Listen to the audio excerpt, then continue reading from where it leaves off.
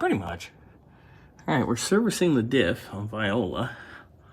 And the gear oil's not that bad. I don't see any glitter, which is good. Glitter?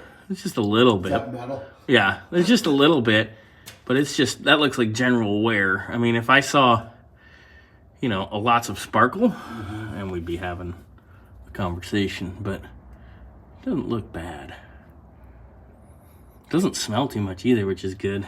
It doesn't mean means it didn't get hot. But every corner on this gasket was ripped.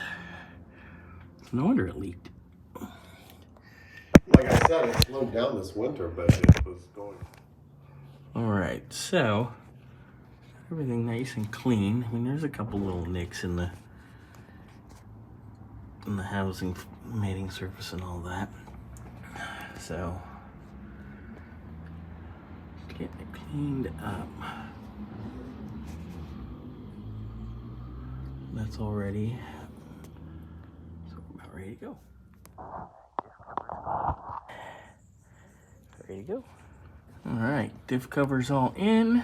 Everything's tight. Just gonna fill it with oil and we're done. Done deal.